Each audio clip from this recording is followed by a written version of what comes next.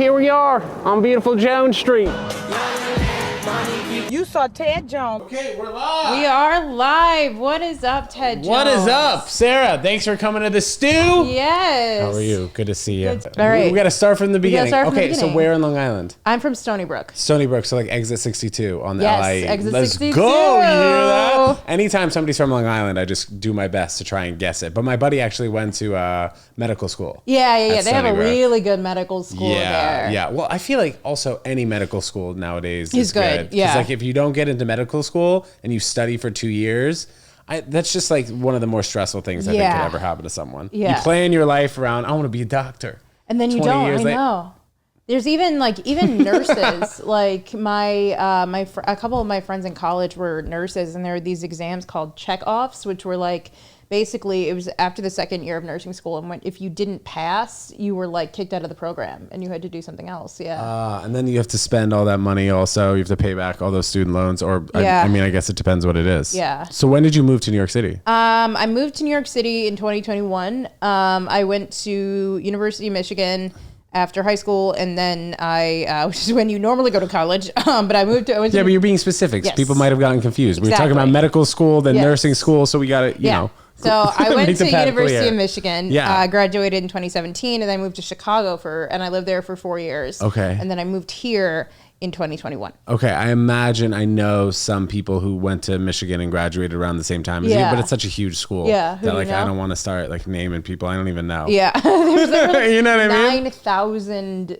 undergrads or something in like one graduating class. And then in college though, what type of stuff were you majoring in? I was in the School of like Information Science, so it was a degree kind of catered. It was pretty niche. It was catered to like people who wanted to work in tech.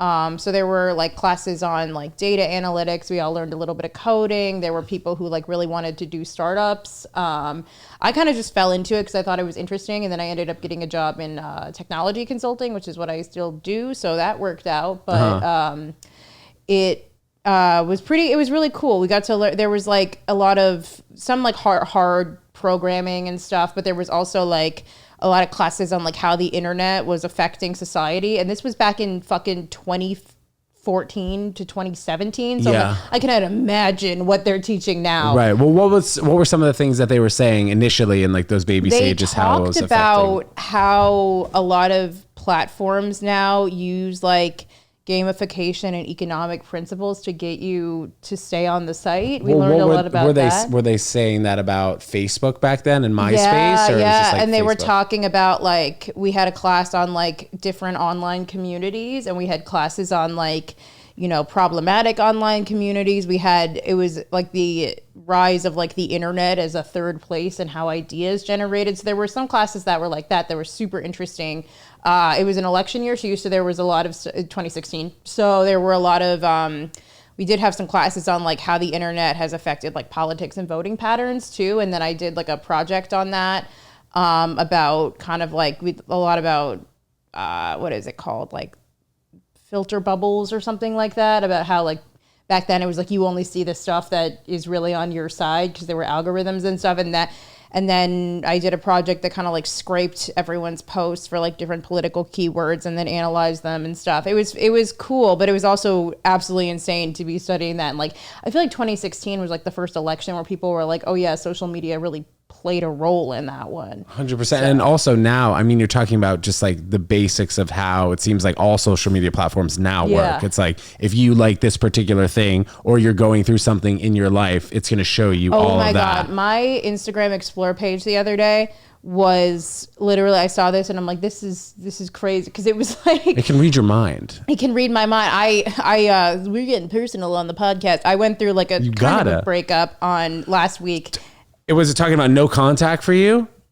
No, it wasn't. Do you know what I'm talking about? I do know what you're talking because about. like this happened to me like 2.5 months ago, and then for like 3 weeks it was just talking to me about no contact. I need to I need to go no contact, but the Instagram algorithm's not telling me to do that. I'm sure now it will. Don't worry. will? It can hear us. Yeah, now it will. And it was like signs your breakup is temporary, like how to reconcile with your ex, and it was like all that stuff, and I'm like, Jesus Christ, stop it. No. Was when you were studying these courses in college, was Reddit as big as it was? Yeah. Because now it's just like it's insane how people will just dive into people's lives, and it's like it's a place where people live. I never really use it, but what were they saying back then? I had to write a paper on the rise of like alt-right online communities. So they talked about Reddit, they talked about 4chan. They talked about like QAnon, or that was before that? That was before that, I think. Because QAnon was like kind of started after Trump was elected, I think. But they talked about Reddit. They talked about how like communities like that are really like a gathering place for ideas, especially because it is not tied to your identity at all. Because on Reddit, like you can make as many accounts as you want. So that's like where a lot of communities like that are, where like a lot of even like the most like seedy movements and stuff start. What's that mean? Or like the ones that are like, you know, kind of like alt-right hate speech and stuff like that. Like CD or CD? Oh, CD, like CD bad kind of thing. Yeah. I remember there was, I forget what it was called, but yeah, you had to read this paper on like this Nazi site that it was crazy. I'm like, I don't like reading about this, but yeah, it was really cool, really ahead of its time. A lot of my classmates are like, you know, some of them started like their own tech startups and stuff like that, which is something I've never wanted to do, but good for them. And do any of them have big sites that are doing well, or when you? I don't think so. Like a tech startup, I mean, the first few years are usually slow, right? Yeah, but there were some people who had like apps that would. I had some person I know from school who tried to do like an app that was it combined like Yelp and Open Tables functions, which were like, you know, help you like. But now Yelp has that feature itself. Yeah, I feel like it's really hard to have a tech startup now because I feel like every app is out there. Yeah, and like every idea has kind of been thought of, and it either has been sold to another company or kind of just like went by the wayside and went bankrupt. Or my sister works at a startup, and she said that like basically their goal is to be like acquired by whatever Tableau, or they're like a data analytics startup. And so it's like, I'm like, yeah, people really only start these companies so they can get bought by bigger companies now, which is very interesting. But yeah, I do agree in that it's now a time where what do people even do to start a business nowadays? God, I don't know. People put their own, I mean, I'm like, oh yeah, people have to put their own money into it for a while if they have any, or 100%. Get loans or get VC. Like Shark Tank is even getting a little bit boring now. The seasons, like they used to have so many good ideas, but now I'll see ideas and I'm like, all right, well, hasn't that been done before? Or that's like a knockoff of something. Yeah. And I used to be a big Shark Tank guy, but now they're in like season 20. I never really got into Shark Tank. I know the best ideas always came from like moms who were exhausted, and we're like, we came up with this thing that like makes total sense. It changes your baby's diaper for you. Yeah. And everyone's like, no, actually, that's a good idea. Yeah. Lori invests in it. Or like the Scrub Daddy. The Scrub Daddy. You remember that? Like with the pan. Or the Spanx lady wasn't on Shark Tank, was she? She was for a little bit. Sarah Blakely. Yeah. That was an idea where she's like, I just cut the bottom of my pantyhose to do it, and everyone's like, oh my god! And then Gwyneth Paltrow was like, I'm wearing them, and then it popped off. Yeah. And then her husband's actually a pretty influential guy too. He started Marquis Jets, which is like a kind of an Uber for private jets, but obviously not Uber. Yeah. And he had like a coconut water company. And I don't know if do you follow basketball at all? No. He started a song for the New York Knicks when he was like super broke. It was like, go New York, go New York, go. And then they still sing it in MSG now, but this guy's like an entrepreneur. And it's just like, when you think about people who have had business ideas like that, or have had a number of business ideas, it feels like we're in a time where people are not, it's hard to figure out what is going to be the next trending thing. I mean, it does seem like it's going to be content and personal branding, but it's like within the last 5 years, we started to see things like stand-up clips, things like sketches go viral on TikTok, on Instagram. But it's like, how can people make money by selling to the consumer? Yeah, that's a really interesting, it's something I think about all the time. It's like, because I don't necessarily I try to put like one clip up a week, maybe. I don't really have a sketch brain. I'm sure if I sat down and was like, okay, right. Or really what I don't have is I see some people who are like very good at the front facing videos, you know what I mean? And they're talking about dating. talking about whatever, and they get a ton of views and whatever. And sometimes I'm like, come on, dumbass, you could do that. Like, just say something. And then I'll do it, and I'm like, that sounds dumb. I have nothing to say. And then, but I feel like it's like what's the right balance between like really putting a lot of effort into your online presence and then having that translate into your stand-up? Yeah. And what is that? How should you split your energy, and where does that go? Yeah.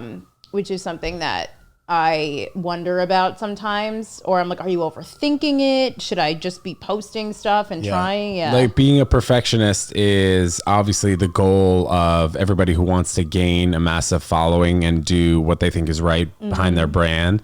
But it's also like there's like quality and quantity, and you need to find a good balance between like how much, if you want to post once a week, if you want to post every day, chances are, things are not going to be perfect every single time. Some things are going to flop, but I think you just have to, or that's what people say, like you just have to post past it. You know? Yeah.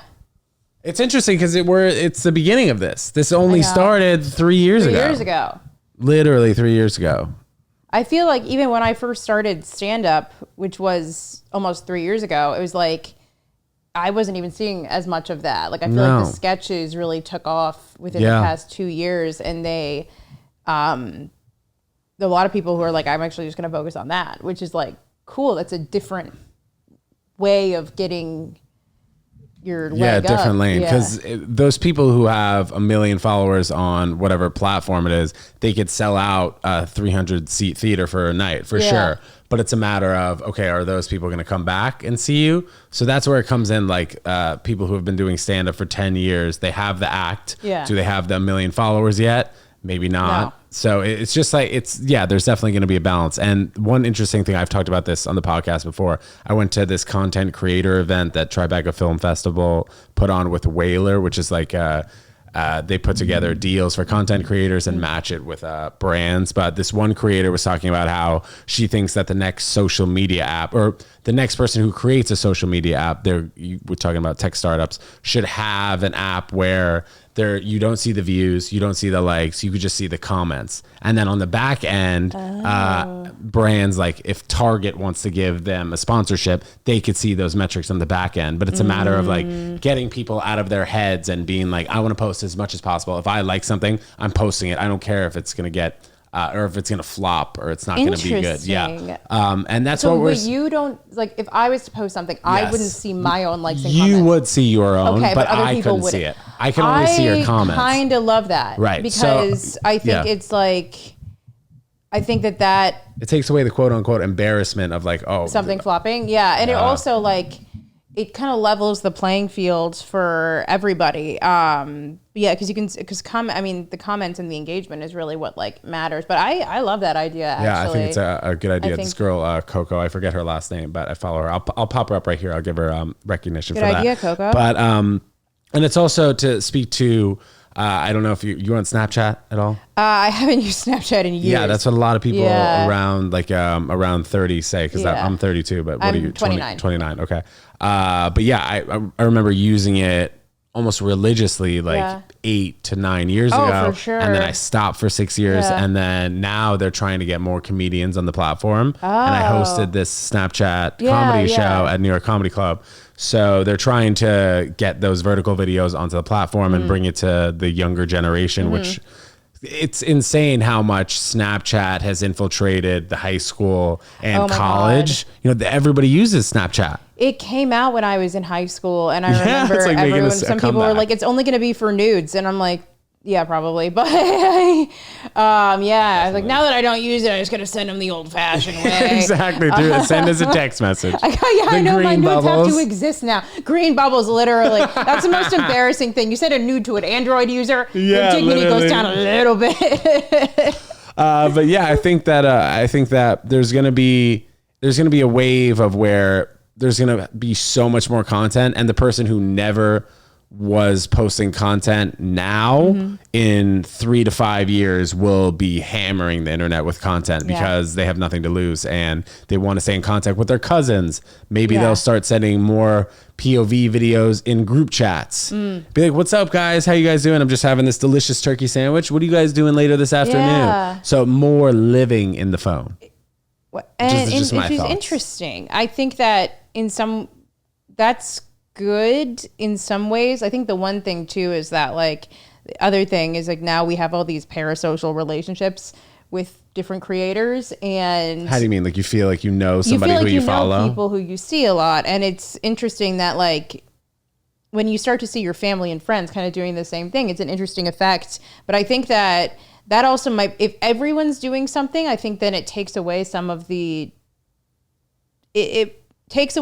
challenges of like comparison. And because if it's something that everybody does and more and more people are going to be like producing content in that way, it feels less like something that, because sometimes for me, the reason I won't post as much is because I'm like, well, how are these people doing it? And I don't know how, or I'm going to look stupid. And I think that'll take away some of those challenges.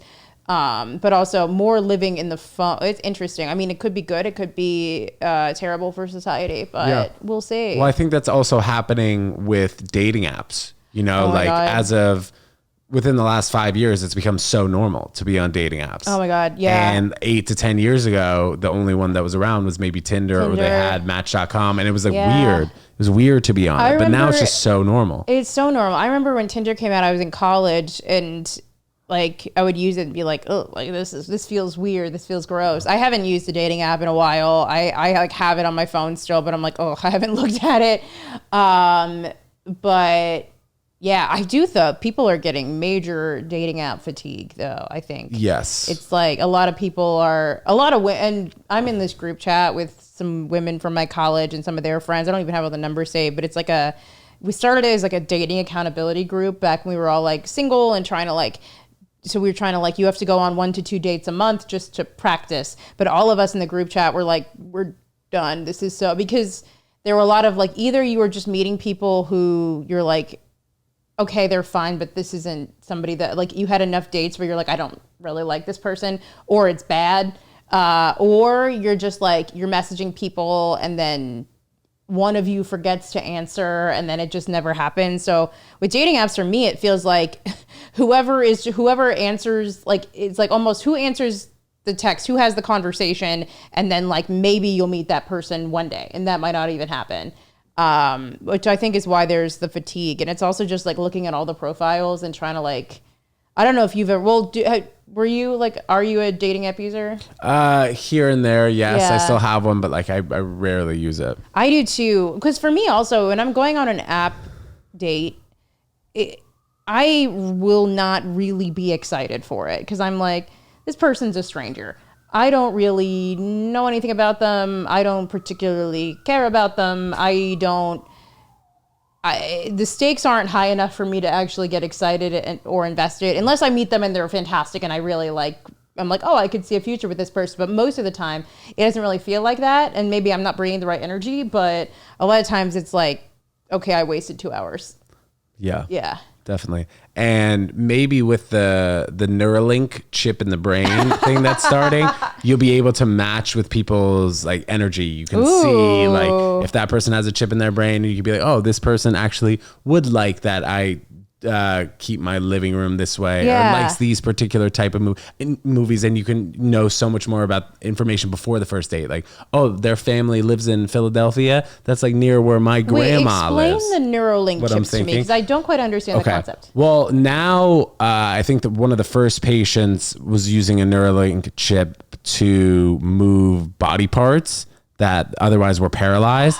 So it sends signals to parts of their body that would like fire off something. I'm not a scientist here, obviously, as you guys could tell, but it is put into people's bodies who have disabilities to make their lives a little bit better. If it's making their hearing better, maybe their eyesight now. But I mean, it's obviously the trials. Yeah. So, but I think if dating apps continue to go the way that they're going with in the future, how more dating apps are coming to be, More people are using online dating. Yeah. Things are moving way more onto tablets and phones. I think that this is something that's probably going to be taken in seriously. That'd be interesting. I wonder, like, with the chip, how certain information, because it's interesting. It's like, if you can see into someone's brain, how are they going to make sure that certain information that you don't want to share with someone until you know that, right? Isn't that interesting? I don't know. Yeah. Maybe we'll just all know each other's business now. Yeah, and it's only the app developers can see everybody's business, but on the side, and they decide how much they're going to put out to the person on the first date. Maybe you can unlock more information about them. Oh my God. And I don't like the fact that it's probably going to be a bunch of nerdy, autistic software engineers who have all they're going to get all the chicks. They're going to get all the chicks. That's and true. Dudes, and finally. Dudes, of course. Yeah. Justice for those guys, honestly. They deserved it. It's like the only thing we have left right now is stand-up comedy. It seems like that's what it feels like, which is a little bit weird. And it's interesting how in New York there's really only so many things to do in person with somebody else as a first or second or third date, right? You're either gonna get drinks, get coffee, get dinner, or see a movie or a show. You got 5 options. I think a comedy show is a bad first date, but a good third or fourth date, because you can't talk. Right, but maybe after the first date, you could talk about who you liked, who you thought was funny. That's true. I think it's a good early date, because then you get to see whose sense of humor. Sure. You can see if they're a heckler or not. If they're a heckler or not. Yeah, I know. God, I've gone on to a comedy show on like a third date or something, and it was fun because like we had a lot to talk about and like understanding the humor of it. And that was when I had just started comedy. I don't know if I'd do it now, because I would probably just like. Do you like know the person on stage? Yeah, exactly. I'd know the person on stage, or I'd be like I would be too inside baseball and be like, oh yeah, she's taping her special next month, so this is going to be really good. And then my date would be like, oh, I don't What's a care. special? Yeah, what's a special? Yeah, live performances are concerts. It seems like one of the only things that we have left. Yeah, and I think it's insane. The good thing is that like whenever AI tries to write a joke, it's just so shitty that it's like, humor requires a soul, I think. Probably. I don't know. In your job, do you use AI?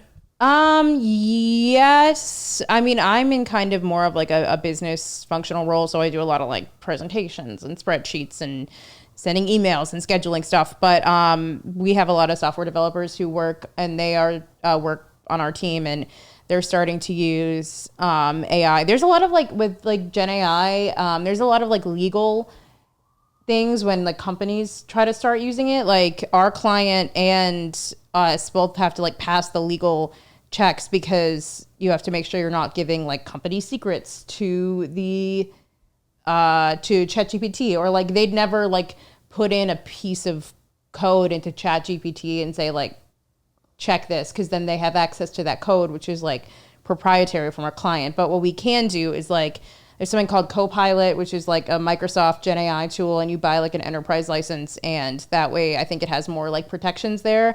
But yeah, they're starting to use it for even menial stuff. Like it's really good for like, you tell it, hey, search this document for any instance of this, if you're like checking a document to like find certain points, or like it's really good. I've used it to, like, if I have to write an email to a very important person, I will take all the points I want to make and say, write an email out of this information that can be sent to the CEO. And then they'll do that. And it helps me have peace of mind about that. But yeah, we're using Gen AI for things that are not like coding right now, but in the future they will, which is interesting because that means they might need theoretically less developers. But also sometimes apparently it just codes wrong.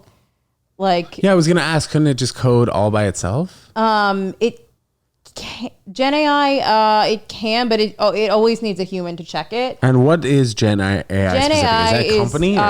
Generative AI. So like ChatGPT, anything new AI feature that can create new stuff is generative AI, which means it can generate content based on a prompt. So like any of the AI that can make art, like the Photoshop has it now, Canva, the Google AI that made the Black and Asian Nazis. Did you hear about this? No. Google's AI, so they train AI on like a lot of data, and we don't know what sample data they trained it on, but they want to train this. The problem is like there's always a bias in the data, so they're trying to train it to be as like inclusive as possible. But then someone asked it to like make a picture of Nazis, and they drew, like, the AI came up with a racially diverse group of Nazis because it was trained to make everything as diverse, as inclusive as possible. And then Google had to be like, so there were no Black Nazis, so you can't do that, AI. But yeah, that's what they call it, generative AI. And I think it's funny, like, people think it's going to be this huge threat, and I think it is in some ways. Like, it takes away a lot of like menial work, but it opens up a lot of possibilities too for people. Like, there are certain things that, like, it takes you so long to search a document, and if you can say, hey, search this document, and it does it, then that frees up your time to do more important work. Search a document for a sentence or key phrases. Or it can be like, I'm looking at this report because I need to pull some numbers for this thing my boss wants me to do. I could look at every page or even do a find and replace, or I could just say, hey, ChatGPT or Copilot, search this document for any statistics about our company's water usage policy, and then they will pull it out. So like that's super handy. So there are a lot of good applications for it, but yeah, I think there's a long way to go before companies are using it exclusively for all their creative stuff. Cause I think also if people start using AI for like sorts of creative things like copy and,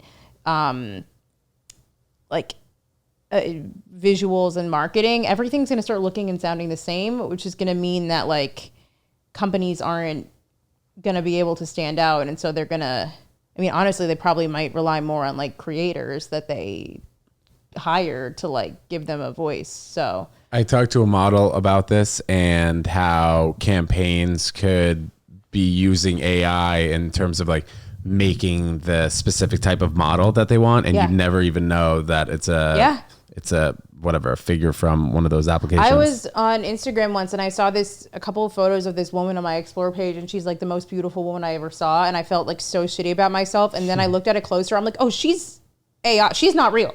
That's an AI generated woman. I'm like, oh, that's why her hair is so perfect. Like, she's a robot, which is crazy. Yeah. But yeah, no, they could make models, or like even like, fit models for like the people who are like on the website wearing the clothing, just like showing what the clothing looks like on them. They could just take one person and like put all the clothing on them and use their picture and not even have the shoot anymore, which is interesting. Yeah. People saying that jobs are at risk because of AI, but when they talk about the jobs, it doesn't put all of them into consideration. You know, they talk about the cashier, they'll talk about the waiter, but they don't talk about jobs that are like a lawyer. No. You know, like something like that. Lawyers are going to be very busy because I think AI technology has moved faster than any sort of regulation about it. So there's a lot of questions that are coming up where like the legal system's like, oh shit, we don't actually have an answer for that. We don't like have a law for that. Which is interesting to see. Like, I will be interested in seeing like any kind of like Supreme Court cases that come out with AI. I'm like really wondering about that. You said your sister works in tech? Yeah, she is a data scientist. She is the CTO of a small startup out in California that does like advertising tech, and they do basically they do something called they call it truth scoring, which is basically judging the accurateness of their targeting and like messaging to the right people. So it basically helps people make sure that their advertising and their targeting is correct. And they use a bunch of data and statistical models to do it. And then my other sister works at JP Morgan as like a VP of marketing for one of their wealth management products. Wow. Yeah. Smart sisters. They're very smart. Well, you too. I meant the group of smart sisters. Thank you. Yes. No, I'm the least successful by far. I'm the one who chose a path that my parents are like, okay. But you're passionate about it. I am passionate about it. That's great. True. Yeah, sometimes I think about like, we're all doing stand up and I'm like, God, my life would be so simple if I didn't do this, but also how horrible. Yeah. How miserable. Yeah. Yeah. You get the adrenaline on stage, of course. My God. But we were talking about, so in what your sister was doing, I just had a question. She polices what people put out, kind of? Clients hire them and they basically like have all their data about like all of their customer data, and they have certain like demographic things tagged to them and stuff. And I don't know how they do it, but they figure out like, is it true or not? I don't know anything about how they do it. Mm-hmm. And she's tried to explain it and I don't remember what she said. How do you feel about Amazon as a company? God, it's like, I don't want to support them, but they're so useful. Yeah, it's insane. It's really crazy. And it does feel like no brick and mortar store can compete with Amazon and prices and delivery, and it's just convenience. Yeah. And it's like certain things I'm like, like parents who have diapers on auto ship. And I'm like, God, that's so handy. Like, they're going to corner the market on it. I try to do this, and I don't always do it because sometimes I'll make orders, but I try to. My credit card has like, I'll get a certain amount of points, and then I can apply those points directly at Amazon. So I try to once a month, and I'll probably have like anywhere from like $25 to $40 in points. So I try to once a month make an Amazon order and try and use as little money as possible and just use my points. Be like, I'm not giving them money, but sometimes obviously I am giving them money. It's hard not to, especially when they've made things so easy. I know. And the 2-day shipping. Yeah. Or sometimes even day of, day of, which is insane. It is insane. I'm like, how y'all getting that so fast? Yeah. How are you doing that? I ordered last year Halloween costumes from Amazon. I did. And I ordered just like random shit for my house, random like, what did I buy recently? I bought a TV mount. I have to mount that, or I have to call someone to mount that, but I'm not doing it. What were you for Halloween? I had 2 costumes. I was Barbie because that felt like a layup, and then I did a Halloween roast battle, and I was Taylor Swift. So let's talk about roast battles because you do them often. I do. You ever get your feelings hurt? Oh yeah. For those of you who don't know, why don't you explain it to them what a roast battle is? A roast battle is like, so if you all are familiar with the roast of Tom Brady, it's slightly different. So basically, it's like you get paired up with an opponent, and usually you're both comedians who know each other, but you exchange information about each other, and then you have to write a number of jokes. It can be anywhere from 5 jokes to 13 jokes about that person, just making fun of them. And it's a really good writing exercise because you have to write jokes that are like short and impactful, and that's usually the whole point. And you can play with language a lot, which is why I like it. But sometimes you find out something new about yourself that you didn't know. That's somebody what I've heard too. For something where you're like, I wasn't even insecure about that before, but now it's all I think about. Most of the time now, because I've done so many, I'm like, okay, whatever. This doesn't really hurt my feelings. And most of the time it's against people that I know and I like. So I'm like, oh, I'm just kind of busting your balls. But every once in a while, you get paired up with someone who you don't know very well, and they seem a little too, like, I really mean this. And you're like, okay, that wasn't very nice. But yeah. What kind of bio do you send them, though, initially? There's a whole questionnaire. Which not everybody uses it, but I like to. It's everything from like... That sounds like it makes a lot of sense. Yeah, the questionnaire... if you don't know people. Go ahead. Exactly. It's like, how's your relationship with your family? Or like, has anyone close to you died? Or like, have you had any medical procedures? And some of it's like, what kind of music do you like to listen to? So it's a lot of fun facts. I mean, a lot of roast jokes sometimes are like jokes about, oh, they grew up here, so da-da-da. Or...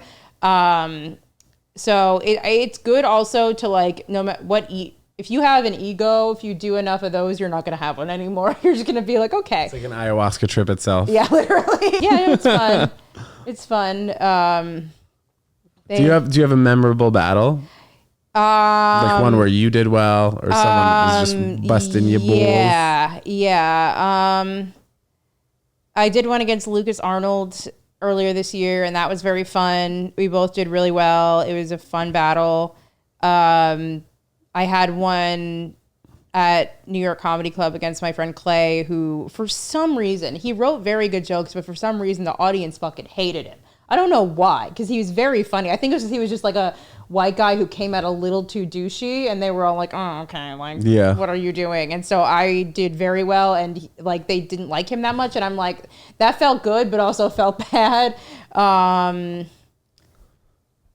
did one that was a character battle that was Barbie versus Oppenheimer when the movies came out, which was really fun. That was for Halloween that you were talking about? No, Halloween was Taylor Swift. Okay. But yeah, that was super fun. Are there tournaments of it, or how does the breakdown work in New York? They do tournaments. There's like 3 roast shows. 2 of them have tournaments. There's also a whole league. Like, no way. Yeah, some comics out in LA who like kind of started the whole thing now have a league, and they rank the battles every week, and like they have an MVP of the season, and they have like a tournament at the end of the year. They turn it into like a sport. People are trying harder now because like the clips do well. That's one thing clips do very well, and I don't know why. I guess people just like to see other people.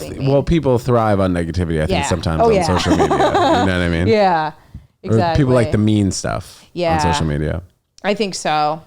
It is interesting. I'm like, yeah, I guess it's because like, or any sort of, I feel like dark jokes sometimes do quite well, or like that stuff does well in Kill Tony for some reason. And I think it's because like whenever someone's saying something you're not supposed to say, people are seeing it. They're like, oh yeah, like I like that. But that means that those fan bases also can be a little toxic too. Did you started comedy in New York City? I did. Yes. It was, and did you start here? Yeah. I feel like part of me is like, I wish I started somewhere else, but then, I can't really control that. But then also by the time when you come here, you kind of have to start over. And that happens to comics who have been in any other market for 5 to 6 years as you go somewhere else. Maybe not starting over, but it's a new environment. I have like a couple close friends who moved from like Texas or San Francisco, and they say that like, it's nice to start out in a smaller scene because you can get stage time faster and you can get good stage time faster.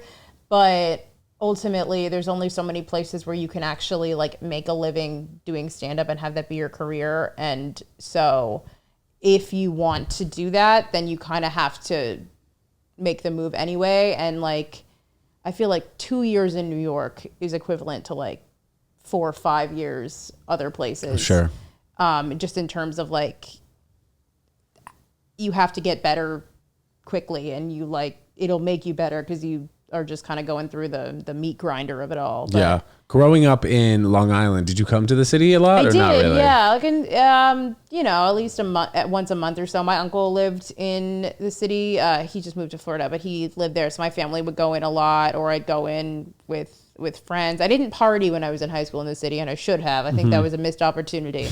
What was it like going to high school in Long Island? Do you have like a lot of house parties or what? Yeah. We had house parties where people were drinking Mike's Hards, and everyone was like, oh my God. Yeah, right? I Do you remember that. the Mike's so Hards? Good. The lemonade. Those are so good. But then it was, so they had, I guess when we were in high school, maybe it was different when you were around, but they just had 2 flavors. It was the raspberry and the lemonade. Yeah. That was I think I was in high school during the dawn of the variety pack. So there were some. I never experienced that. We had the variety pack. They were so good. Twisted tea too. That was the big thing. Now kids have like White Claw and stuff. Yeah. And, like we didn't have that back in my day. We had the original Four Loko. I remember that. Oh my gosh, yeah, I remember that too in college. If anyone put down more than one, like, oh my God, even the person who could drink the most could never finish 2 Four Lokos. They would die because you would go into cardiac arrest. Yeah, because it was 7 coffees, 4 vodka Red Bulls, and then like 4 Long Island iced teas in a can. I know. When I was in high school, we drank this. There's this one kid, shout out Michael Testa if he's listening. He would always bring this vodka called Devil's Springs to parties. And that was like 160 proof vodka. Whoa. And we would drink that.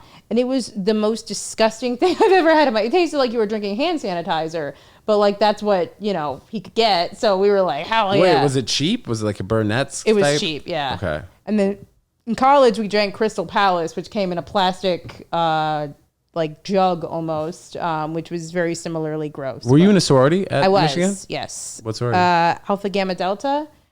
AGD? AGD, yeah. Were you in a frat? No, I was on the tennis team, so like that was the sort of frat brotherhood. That's just as douchey. yeah, I think so. But it was just like you needed to be in a frat at UConn in order to go to all the parties. Yeah. Which I at the time was like, oh, I wish I was in a frat because it was like the frats had sober rides, but they would only give sober rides to the brothers of the house and girls. So it's tough being on the tennis team because like I didn't really have much to do on weekends. Yeah. And there would be times when legit, like me and my roommate and I, who were on the tennis team together, we would run a mile to the party in our Timberlands and no jacket because we knew as soon as we got to the party it was gonna be 100 degrees in that basement, and then we had to run home like in our Timberlands. We would do in Michigan in the winter. It was like very much like if you can handle the walk in like your time. We had what's called frackets, which were like $20 plastic leather jackets that we didn't care if they got destroyed